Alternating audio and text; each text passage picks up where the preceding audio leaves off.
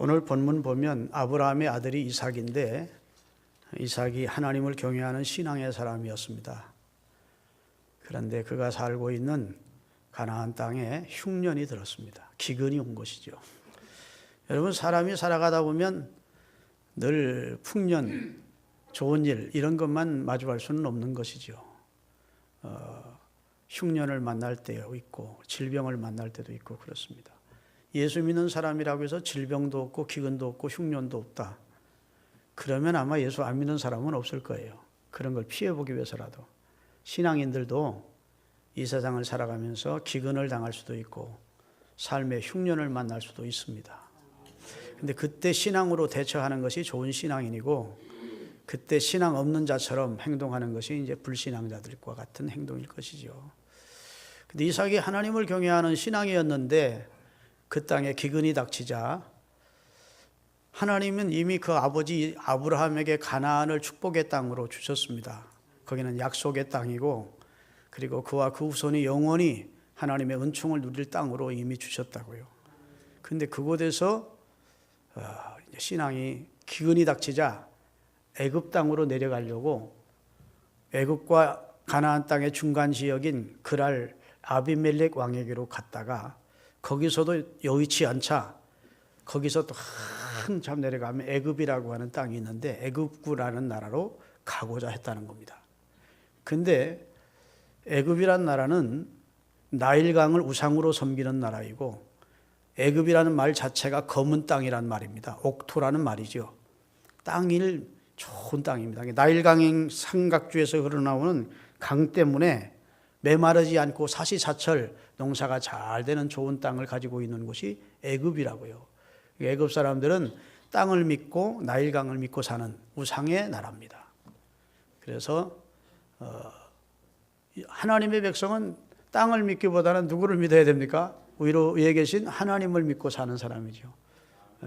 그래서 형이상학적인 삶을 사는 사람이고 애굽 사람들은 형이하학적인 그냥 땅 바라보고 강 바라보고 이 세상에 소망을 두고 사는 사람들이고 선택받은 백성은 하나님께 소망을 두고 천국에 소망을 두고 사는 사람이잖아요. 사는 방향과 각도가 다른 겁니다. 그런데 이삭이 어려움이 닥치자 기근이 닥치자 신앙행 안에서 이 문제를 처리하지를 못하고 저 애굽 땅은 풍년 들었다는데 거기는 땅도 좋다는데 살기도 좋다는데 그리고 이삭 일가가 애굽으로 내려가고자 해서 그랄에 갔다가 그랄에서 또다시 이제 애굽 쪽으로 내려가려고 하니까 하나님께서 나타나서 이삭아 애굽으로 내려가지 마라. 내가 내게 지시하는 곳으로 가라. 할렐루야. 다시 가나안으로 올라가라는 겁니다. 가서 그렇게 내 말에 네가 순종을 하면 네 아버지에게 약속했던 대로 하늘의 별들처럼 내 자손이 많게 될 것이고 또 너가 있는 모든 땅을 너와 내 후손에게 줄 것이다. 걱정하지 말고 내가 네게 지시하는 곳으로 가라는 하나님의 지시가 있었습니다. 할렐루야. 그리고 이제 그 지시 가운데 하나가 이제 농사를 짓도록 명령을 받았던 것 같아요. 이스라엘 사람들의 주업은 목축업이었는데 아브라함도 목축업을 하고 이삭도 목축업을 주로 했습니다. 그런데 그가 가나안 땅에 들어가서 농사를 했대요. 가축은 가축대로 키웠겠지만 이제 농사를 했는데 하나님이 그해 100배나 얻는 축복을 받게 하셔. 기적적인 소출을 경험하게 하십니다. 그래서 그렇지 않아도 이삭의 집이 부유한 집이었는데 마침내 거부가 되어 하나님의 그 은총을 크게 받았다는 내용이 오늘 본문이 되겠습니다. 여러분, 여기 내려가지 말라는 하나님의 말씀이 오늘 말씀의 핵심입니다. 내려가지 마라. 애굽으로 내려가지 마라. 땅을 보고 사는 세상 사람들처럼 살지 마라. 아멘. 요한 1서 2장 15절에서부터 17절까지 한번 띄우겠습니다. 이 세상이나 세상에 있는 것들을 사랑하지 마라.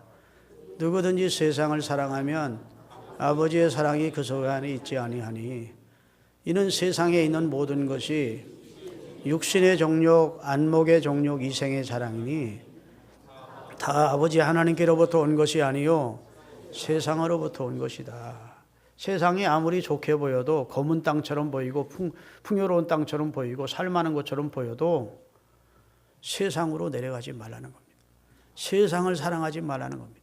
세상 사람들이 사는 방법대로 살면 안 된다는 겁니다. 왜냐하면 선민은 하나님의 말씀을 좇아서 하나님을 앙망하며 살아야 될 존재라고 하나님이 우리에게 가르쳐 주시는 거예요. 세상은 우리를 유혹합니다. 여러분, 꿀단지 속에 파리가 빠졌어요. 나올 수 있어요, 없어요? 못 빠나.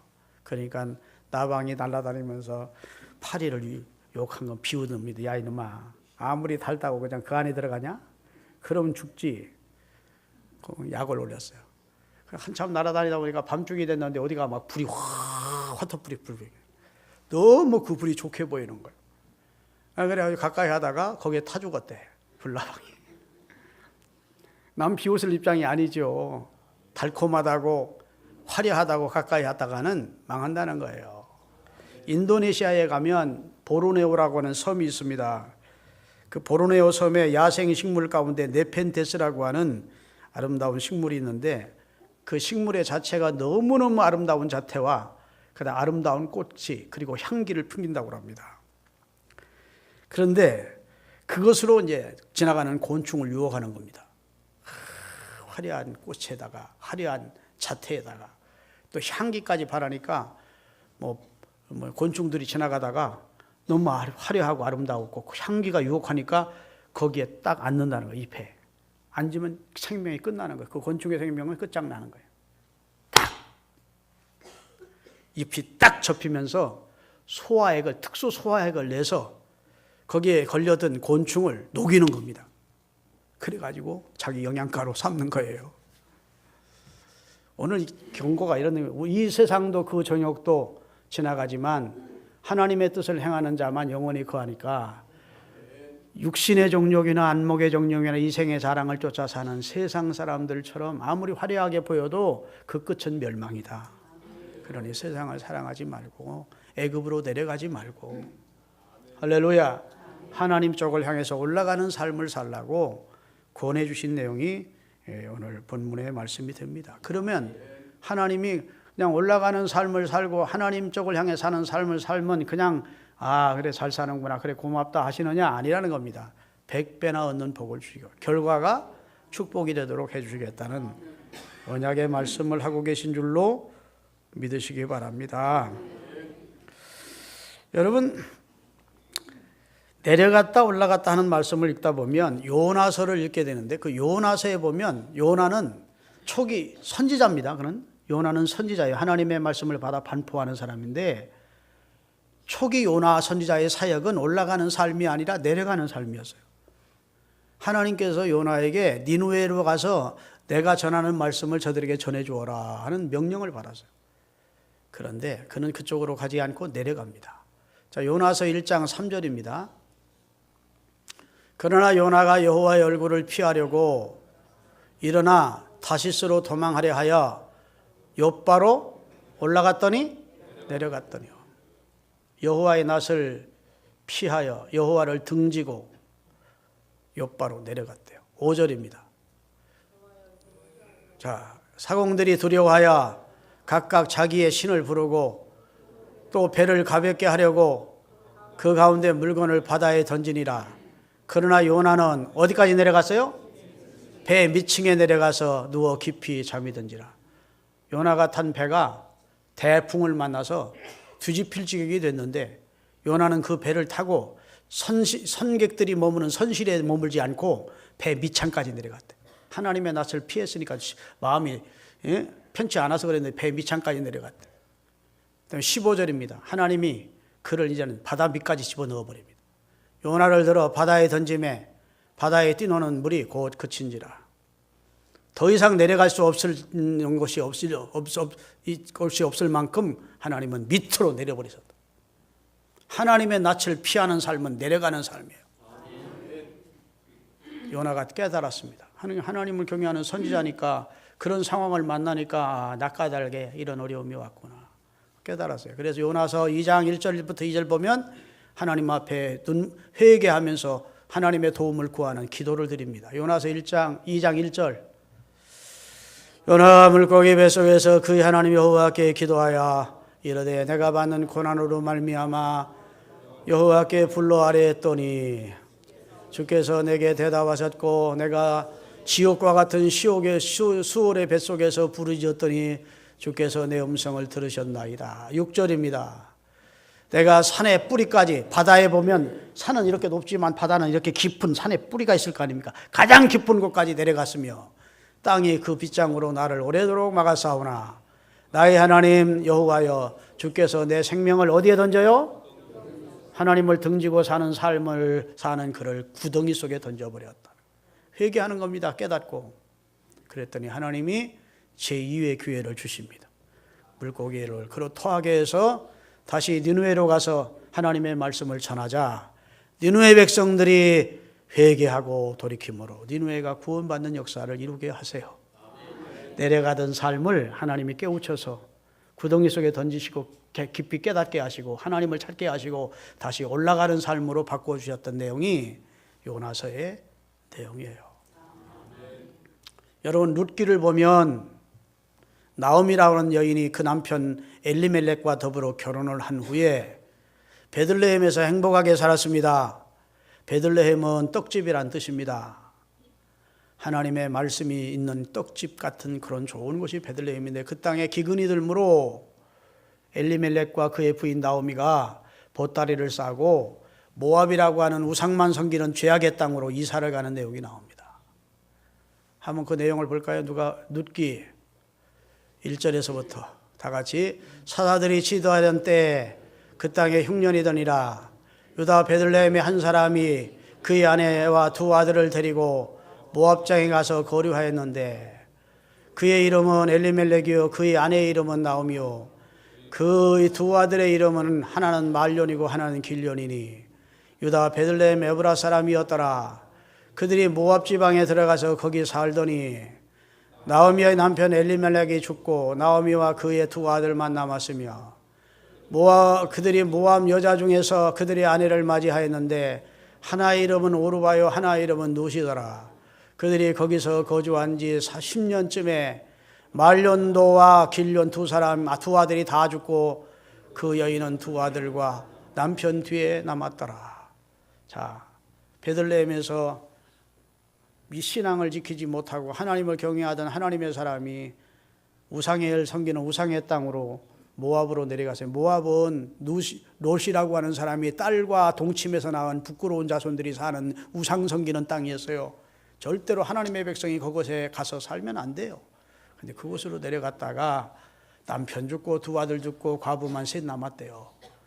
그 과부 가운데 큰 며느리는 거기 남고 누시라고 하는 작은 며느리 데리고 다시 베들레헴으로 돌아왔을 때 베들레헴 사람들이 소동하면서 야 나오미가 돌아왔다. 그러니까 나오미가 하는 말이 나오미란 이름은 기쁨이란 뜻이거든. 나를 나오미라고 마세요. 나를 마라라고 불러주세요. 마라는 쓰디쓴 인생이란 소리입니다. 내 인생은 쓰디쓴 인생입니다. 내가 여호와를 떠나서 모압으로 내려갔더니 하나님이 나를 괴롭게 하셨나이다 하고 뒤늦게 깨닫고 베들레헴으로 돌아왔을 때 하나님이 예비한 보아스를 만나게 하심으로 나오미와 룻을 축복한 얘기가 성경에 기록되어 있어요. 할렐루야. 누가복음 10장 30절입니다. 누가복음 10장 예수께서 대답하여 이르시되 어떤 사람이 예루살렘에서 여리고로 내려가다가 어떻게 하다가? 내려가다가 강도를 만나매 강도들이 그 옷을 벗기고 때려 거의 죽은 것을 버리고 갔더라. 예루살렘은 성전이 있는 수용성이에요. 은혜의 곳이에요. 아멘. 하나님의 눈과 마음이 머물겠다는 가장 아름다운 성스러운 도성이 예루살렘이에요. 그 예루살렘에서 믿음을 지키던 한 사람이 세속도시인 여리고로 내려가다가 신앙을 저버린 행위죠. 내려가다가 여리고는 감람주가 나는 땅이고 화장품을 만들어 부유한 땅이고 그 다음에 이스라엘에서 가장 상업이 잘 되는 땅이에요. 그래서 성경 예수님 시대에도 여리고의 세무서장이 누구였느냐 하면 삭개오라는 사람이 나와요. 그러니까 이스라엘 모든 도시 가운데 가장 세금이 많이 거출되는 가장 풍요로운 땅, 그러나 하나님을 거부하는 땅이 세속도시인 여리고였어요. 다시 말해서 은혜의 도성인 예루살렘에서 성전 생활하던 한 사람이 세속도시인 여리고로 신앙적으로 후퇴하여 내려가다가 강도를 만났다는 것은 마귀를 만났다 그 말입니다. 알기 쉽게 이야기하면 사단을 만나, 재난을 만나 다 잃고 생명까지 그만 죽게 된 상태를 만나게 됐다는 내용을 성경은 말씀하고 있는 거예요. 이 말씀들이 우리에게 주는 교훈은 신앙생활하는 하나님의 자녀가 신앙이 후퇴하고 뒤로 퇴보하고 내려가는 삶을 살지 말 것을 하나님께서 권해 주시는 말씀이에요. 히브리서 10장 38절에서 39절을 띄우겠습니다. 다 같이 읽겠습니다. 나의 의인은 믿음으로 말미암아 살리라. 또한 뒤로 물러가면 후퇴하면 내 마음이 그를 기뻐하지 아니하리라 하셨느니라. 우리는 뒤로 물러가 심년에 빠질 멸망할 장할 자가 아니요 오직 영혼을 구원해야 함에 이르는 믿음을 가진 자니라. 예수를 주로 믿는 사람은 뒤로 물러가면 안 된다는 거예요. 후퇴하면 안 된다는 겁니다. 심륜에 빠져도 안 된다는 겁니다. 계속 믿음으로 살아야 된다는 거예요. 오직 나의 의인은 믿음으로 말미암아 살리라. 믿음으로 생각하고 믿음으로 기도하고 믿음으로 시인하고 믿음으로 행동하는 사람이 그리스도인이라는 거예요. 세상이 아무리 유혹하고 좋게 보여도 세상을 사랑하고 세상 사람들이 사는 방법과 인연과 그 사상과 유행을 쫓아 살면 안 된다는 겁니다. 그리스도인은 그리스도인답게 살아야 돼요. 그리스도인이 된 다음부터는 방황하는 삶을 접어야 돼요. 그리스도인이 됐으면 그때부터는 향방 없는 삶을 사는 삶이 끝내야 돼요. 그리스도인이 됐으면 그때부터는 주께서 부르시는 부름의 상을 바라보고 하나님을 향하여 사는 삶입니다. 할렐루야. 나는 하나님께서 주신 말씀을 쫓아서 하나님이 주시는 상을 바라보고 살겠습니다. 결단한 사람들이 그리스도인이라고. 그리스도인 대놓고도 자꾸 세상과 짝하고 적당히 한 발은 교회에 두고 한 발은 세상에 두고 이렇게 사는 것을 주님이 원치 않는다. 믿으십니까? 여러분, 올라가고 내려가고 이 기준이 분명해야 돼요. 무엇이 올라가고 내려가고 하는 것이냐? 여러분, 하나님을 등진 삶은 내려가는 삶이고 하나님 쪽을 향해서 사는 삶은 올라가는 삶입니다. 여러분, 우리나라의 서울이 대한민국의 수도입니다. 여기에는 대한민국의 총수권자인 대통령이 머물고 있습니다. 그렇죠? 그러면 저 부산이나 목포에서 서울 올라올 때만 상경이라고 그럽니까? 아니면 저 철원이나 저 포천 여기보다 위쪽에 있는 쪽에서 올 때에도 상경이라고 해야 됩니까? 다 상경이라고 하는 겁니다. 서울 올라갈게 그러지. 철원에 사는 사람이 서울 사는 사람하고 전화하면 내가 내일 서울 내려갈게 하면 그 사람 무식한 사람입니다. 서울을 향해서 올라올 때, 수도를 향해서 올라올 때는 다 상경한다고 그러는 거예요. 올라간다고. 할렐루야. 여러분, 하나님보다 더 높은 분이 계십니까? 하나님이 계시는 곳보다 더 높은 위치가 있겠습니까? 하나님을 향해서 사는 삶은 올라가는 삶이요, 하나님을 등지고 사는 삶은 내려가는 삶이에요. 아무리 출세하고 돈을 많이 벌고 명예와 권력을 얻었어도 하나님을 등지고 하나님을 점점 멀리하는 삶은 그 사람 얼마 못 가서 망합니다. 다 잃는 거예요. 그러나 지금은 사골세방 살고 지금은 어렵고 지금은 변변한 직장이 없어도 그저 믿음으로 기도하면서 신앙생활하면서 믿음으로 사는 사람은 올라가는 삶을 살고 있는 거예요. 얼마 안 있어 하나님이 높여주시고 하나님이 그 사람의 삶을 책임지고 하나님이 귀하게 하심을 경험하게 되는 겁니다. 할렐루야. 이것을 확실하게 하실 수 있기를 예수 그리스도의 이름으로 축원합니다. 아무리 사다리를 놓고 기어 올라가도 하나님을 등진 삶은 내려가는 삶이고 지금은 어려운 것 같아도 하나님 쪽을 향해서 믿음으로 사는 삶은 소망이 있는 삶이에요. 의에 줄이고 목마른 사람은 나중에 하나님이 그의 소원을 이루어 배부르게 하시는 축복을 주신다고요. 제가 늘 말씀드리지만 이게 이제 정거장이라 하십니다. 스테이션, 정거장이라고 그래요. 어떤 사람이 성공을 했습니다. 그러면 이 사람이 오늘 잘해서 성공한 게 아니에요. 오늘 잘해서.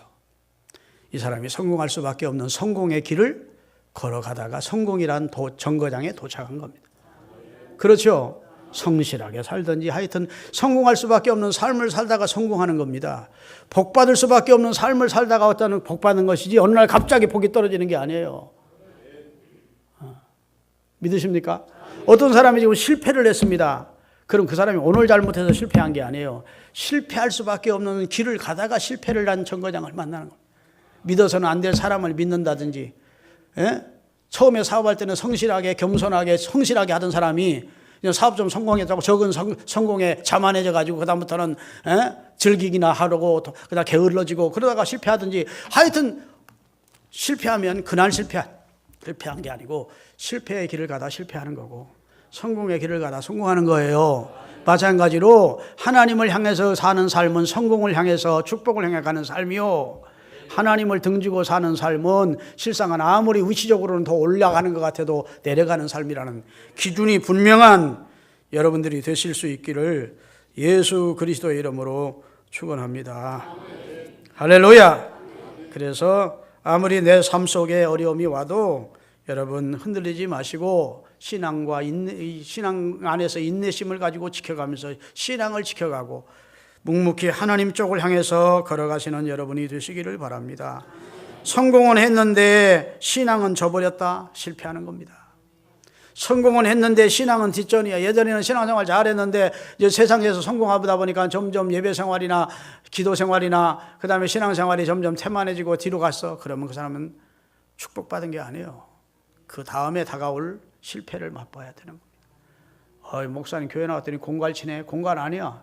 성경에 다 있는 내용이고 여러분 이기붕의 부인 박마리 여사가 신앙생활 좀 잘하다가 자기 남편 국회의장 되고 뭐 당의장 되고 뭐 그러니까 교회 생활 우습게 여기고 하나님의 종을 멸시하고 그다음에 다다가 한날의 아들의 총탄에 그 가족이 일가족이 망하는 걸 보면 아무리 지위가 높아지고 명예를 얻고 세상 사람이 다 부러워하는 그런 입장이 되더라도 신앙을 저버리면 실패하는 거예요. 그건 내려가는 삶이지 절대로 올라가는 삶이 아니라는 사실을 깨달으시기를 주의 이름으로 축원합니다. 그래서 예수 믿는 사람들은 임기응변으로 사는 것이 아니고 잔꾀로 사는 것이 아니고 세속 사람들처럼 사는 사람이 아니고 우직스러울 만큼 하나님의 약속을 붙들고 하나님 쪽을 향해서 살아야 돼요. 믿음으로 살아야 돼요. 여러분 야곱이라고 하는 사람이 있습니다. 아시죠? 들어보셨죠? 야곱은 이삭의 차자로 태어났는데 쌍둥이 차자로 태어났어요. 그게 못내 아쉬워서 못내 못마땅해서 결국은 형 에서를 통해 팥죽 한 그릇 주고 에서의 장자의 명분을 샀습니다. 그리고 자기가 이제 장자의 축복을 받았습니다. 축복 기도로. 그랬더니 형 에서가 자기가 쏘은 것을 알고 동생 야곱을 죽이겠다고 살기등등했어요. 그래서 형과 같은 집에서 살 수가 없었습니다. 그래서 야곱의 어머니 리브가가 야, 너 아버지 죽는 날 형이 너도 죽이겠다고 그런다. 쌍초상나게 생겼다. 그냥 넘어가지 않을 것 같아. 너희 형이 너 죽일 것 같다. 그러니까 네 외삼촌 내 오레비 살고 있는 하란으로 가라. 그래서 개나리 보침 싸줘가지고 정처 없이 지금 하란을 향해서 야곱이 출발한 거예요. 하란을 향해서 가다가 옛날처럼 교통시설이 좋지 않은 지금처럼 좋은 시설이 아니기 때문에 노숙을 하게 됐다고요. 거리가 머니까 몇 밤씩 자고 가는 걸 노숙을 하는데 루스라고 하는 곳에 이르러서 노숙을 하게 됩니다. 베개가 없으니까 돌 하나를 갖다 놓고 돌을 베개 삼아서 누웠다고요. 오늘 찬송가 보죠. 야곱이 잠 깨어 일어난 후 내 고생하는 것 옛 야곱이 돌베개 베고장 같습니다 하는 것처럼 돌베개를 하고 잠이 들었다고요. 그런데 하나님께서 꿈에 하늘 문이 쫙 열리는 걸 보여주시더니 야곱이 누워있는 곳에서부터 하늘 끝까지 사다리가 연결된 걸 보여주시는 거예요. 그리고 천사가 오르락 내리락 하는 광경을 보여주신 거예요. 그러더니 하늘 끝, 사다리 끝, 하늘에서 하나님의 음성이 들리는 거예요. 야곱아, 나는 너의 할아버지 아브라함의 하나님, 너의 아버지 이삭의 하나님이다. 네가 놓은 땅을 너와 내 후손들에게 줄 것이다. 할렐루야. 네. 내가 너와 함께 해주겠다. 너를 보호하고 지켜주겠다. 너를 인도해 주겠다. 너를 크게 복을 주겠다. 얼마나 든든합니까? 자, 보호해 주겠다. 인도해 주겠다. 아멘. 그 다음에 크게 복을 주겠다. 창세기 28장 같이 한번 1절부터 띄우겠습니다. 천천히 같이 한번 읽어봅시다. 창세기 28장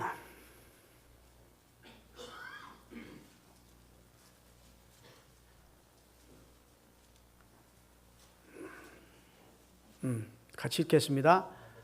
야곱이 브엘세바를 떠나 하란으로 향하여 가더니 한 곳에 이르러는 해가 진대라. 거기서 유숙하려고 그곳에 한 돌을 가져다가 베개로 삼고 거기 누워 자더니 꿈에 본즉 사닥다리가 땅 위에 서 있는데 그 똑대기가 하늘에 닿았고 또 본즉 하나님의 천사들이 그 위에서 오르락내리락 하고 또 본즉 여호와께서 그 위에 서서 이르시되 나는 여호와니 너희 조부 아브라함의 하나님 이삭의 하나님이다. 내가 누워있는 땅을 내가 너와 네 자손에게 주리니 네 자손이 땅의 티끌같이 되어 서쪽과 동쪽과 북쪽과 남쪽으로 퍼져갈지며 땅의 모든 족속이 너와 네 자손으로 말미암아 복을 받으리라.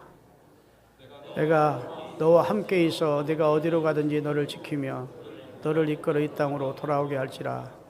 내가 네게 허락한 것을 다 이루기까지 너를 떠나지 아니하리라 하신지라.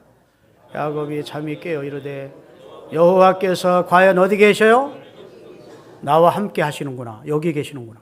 여호와께서 여기 계시는 내가 미처 알지 못했다. 그 다음에 이에 두려워하여 이르되 두렵도다 이곳이요 이것 다름 아닌 따라합시다. 하나님의 집이요 여기는 하늘의 문이로다 하고 그 다음에 야곱이 일어나 베개하였던 돌을 가져다가 기둥으로 세우고 그 위에 기름을 붓고 그곳 이름을 베델이라 하였더라. 그 성의 본래 이름은 누수였더라. 여러분 베델이란 말은 벳은 집이란 말입니다.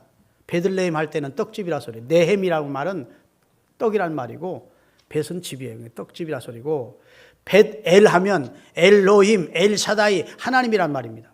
자, 벳 집이에요. 그 다음에 엘 하면 하나님 집이라 그 말. 하나님 집. 아, 이거 하나님 집이구나. 하늘의 분이구나. 그걸 깨달은 거예요. 그리고 나서 하나님 앞에 소원 기도를 합니다. 20절. 야곱이 소원하여 이르되 하나님이 나와 함께 계셔서 내가 가는 이 길에서 나를 지키시고 먹을 떡과 입을 옷을 주시어 내가 평안히 내 아버지 집으로 금이 한양하게 하시오면 나는 평생 여호와만 섬길 것이고 그 다음에 내가 기둥으로 세운 이 돌에다가 하나님의 전을 지을 것이고 하나님께서 내게 주신 모든 것에서 10분의 1, 11조를 꼭 하나님께 드리겠나이다 하고 소원을 했습니다. 자, 하나님은 아브라함에게 약속하셨고 아브라함은 하나님의 약속을 듣고 소원을 했습니다. 그렇죠? 하나님은 약속을 이루셨습니다. 하나님은 약속대로 야곱을 지켜주십니다. 보호해 주십니다. 인도해 주십니다. 마침내 거부가 되어 두 떼를 거느리고 12 아들 데리고 돌아오도록 하십니다. 하나님은 약속을 지키시는 분이에요. 그래서 도와주시고 지켜주시고 인도하시고 복 주셨어요. 그런데 야곱이 돌아가다가 베델로 가지 않고 세겜이라고 하는 곳에 머물러 살게 됩니다. 일가를 이루고. 근데 세겜은 우상의 땅이고 아주 죄악이 관영하는 땅입니다. 하나님을 인정하지 않고 거부하는 땅이에요. 근데 하나님의 사람이 세겜에 머물면서 거기 먹고 살기 좋고 환경 좋고 뭐 생활하기 좋은 곳이라 해서 세겜에 머물러 사는 거예요. 하나님께서 그 세겜에 있는 야곱에게 환란이 만나는데 그 환란 가운데 야곱을 깨우쳐 주십니다. 야곱에게 사랑하는 딸 하나가 있었는데 디나라고 하는 딸이 있습니다. 그 딸이 세겜의 길을 나갔다가 세겜 추장의 아들에게 겁탈을 당합니다. 오늘날로 말하면 성폭행을 당했어요. 이 소식을 알게 된 그의 오라비들이, 다시 말해 야곱의 아들들이 이놈의 새끼 죽여버리겠다고 하는. 그러니까 자기 아들이 야곱의 딸을 성폭행했다는 사실을 알고 그 또 자기 아들이 그 야곱의 딸 디나를 사랑한다는 사실을 알게 된 그 추장, 세겜 추장이 야곱을 찾아옵니다. 우리 아들이 당신 딸과 이렇게 그런 관계가 됐는데 결혼을 시키십시다. 우리와 사돈 맺으십시다. 그러는 거예요. 그러니까 그 아들들이 와서, 야곱의 아들들이 와서 조건이 있다 하십시오. 아버지, 우리는 할례받지 않는 백성과는 결혼하지 않으니까 그 세겜족 남자들이 다 할례를 받으면 사돈을 맺겠다고 하세요. 그 말이 옳은 것 같거든. 그게 그래서 야곱이 세겜 추장한테 우리 딸과 결혼하려면 당신의 아들들과 세겜족 모든 족속이 다 할례를 받아야 됩니다. 할례 받지 않은 백성과는 우리가 결혼할 수 없습니다. 그런 거예요. 좋습니다 해서 세겜족 사람들이 다 성인 남자들이 할례를 받았어요. 할례가 뭔 줄 아세요? 할례가 남자의 성기의 표피를 잘라내는 거예요. 오늘날은 말하면 포경수술입니다. 그 어렸을 때 해야지 어른 돼서 하면 보통 고통스러운 게 아니라고요. 그런데 지금처럼 의료시설이 발달될 때도 아니라 부싯돌을 가지고 성기의 표피를 잘라내야 되는 거예요. 그 세겜 추장의 명령이 되니까 세겜족 모든 성인 남자들이 할례를 행했어요. 그러니 걸음을 걸을 수가 있나, 어기적이고 싸울 수가 있어요. 그러니까 야곱의 아들들이 가가지고 세겜족 모든 남자들을 다 죽여버렸어요. 그러니 야곱이 큰일 난 겁니다. 그 주변의 모든 족속들이 야곱과 그의 가족을 멸망시키려고, 멸절시키려고 일어나고 있는 거예요. 야곱이 크게 두려운 상황을 받았어요. 그때 하나님의 음성이 야곱에게 들린 겁니다. 자, 창세기 35장 1절부터 이 내용만 조금 읽고 설명한 다음 마치겠습니다. 야곱이 이에 자기 집안 사람, 하나님이 야곱에게 이르시되 일어나 베델로, 어디로 가서? 한 20년 전에 네게 나타나서 말씀하셨던, 하나님이 처음 너를 대면했던 그 장소로 가라는 거예요. 베델로 어디게요? 내려가라? 올라가라. 하나님의 집이 있는 곳으로 올라가라는 겁니다. 올라가서 거기 거주하며 네가 옛날 네 형 에서의 낯을 피하여 도망하던 때에 네게 나타났던 하나님께 거기서 제단을 쌓으라 하신지라. 빨리빨리. 야곱이 이에 자기 집안 사람과 자기와 함께한 모든 자에게 이르되 너희 중에 있는 이방 신상들을 버리고 자신을 정결해 하고 너희들의 의복을 바꾸어 입어라. 우리가 일어나 베델로 올라가자. 내가 환난 날에 내게 응답하시며 내가 가는 길에서 나와 함께 하신 하나님께 내가 거기 가서 제단을 쌓으려 하노라 하며, 그들이 자기 손에 있는 모든 이방 신상들과 자기 귀에 있는 귀고리들을, 여기에 다 이방 신상이 새겨진 귀고리들을 붙이고 살았다고요. 그러니까 세겜에 살면서 야곱의 가족들, 자식들이 우상 섬기고 살았다는 얘기예요. 그 우상들을 다 가지고 왔어요. 아버지, 우리가 우상 섬겼습니다. 그것을 상수리 나무 밑에 다 묻어버렸대. 아낌없이. 자, 귀고리가 그것을 세겜 근처 상수리 나무에 묻고, 5절, 그들이 떠났으나 하나님이 그 사면 거울들로 하나님이 함께하는 야곱을 크게 두려워하게 하셨으므로 야곱의 아들들을 죽이겠다고 추격해오는 사람이 없도록 하나님이 보호해 주셨다는 거예요. 야곱과 그와 함께한 모든 사람이 가나안 땅 곧 옛 이름이 누스였던 베델에 이르고 그가 거기서 제단을 쌓고 그것을 엘 베델, 하나님이 함께하는 하나님의 집이라 불렀으니 이는 그의 형의 낯을 피할 때 하나님이 거기서 그에게 나타났던 것이다. 첫사랑을 다시 회복하도록 하나님, 첫 결단, 첫 결심, 첫 신앙을 회복할 수 있도록 하나님이 베델로 올라가라 하신 거예요. 요한계시록 2장 4절 5절 띄우겠습니다. 하나님이 에베소 교회를 향해서 칭찬하시다가 한 가지를 책망하십니다. 그러나 너를 책망할 것이 있나니 너의 처음 사랑을 버렸느니라. 네가 주님을 처음에 사랑하던 그 첫사랑, 나를 사랑하고 나를 신뢰하던 그 신앙과 그 사랑을 버렸느니라. 그러므로 내가 어디서 그 사랑이 떨어졌는지 생각하고 회개하여 처음 행위로를 가지라. 만일 그리하지 아니하고 회개하지 아니하면, 내가 계속 내려가는 삶을 살면 내가 네게 가서 네게 있는 생명의 촛대를 네게서 옮겨버릴 것이다. 경고를 하고 계신 겁니다. 할렐루야. 여러분, 다윗이 이 세상에 살아가는 때, 왕으로 있을 때 참 분주한 삶을 살았지 않겠습니까? 왕은 얼마나 갈 곳도 많고 만나다는 사람도 많고 또 할 일이 많았겠습니까? 그런데도 다윗은 가장 즐거운, 자기에게 가장 기쁜 이런 성전에 갑시다 하는 게 가장 기뻤다고 시편 122편 1절에 기록되어 있습니다. 이 말씀 읽고 정리합니다. 시편 122편 1절, 자, 사람이 내게 말하기를 왕이시여 여호와의 집에 올라가십시다. 베델로 올라가십시다. 여호와 하나님의 집에 가십시다 할 때가 내가 기뻤다는 겁니다. 여러분, 하나님을 향하여 올라가는 삶을 사십시오. 신앙적으로 퇴보하거나 뒤로 물러가는 삶을 살지 마시고, 예배 생활도 뒤로 퇴보하지 마십시오. 기도 생활도 뒤로 퇴보하지 마십시오. 봉헌 생활도 뒤로 퇴보하지 마십시오.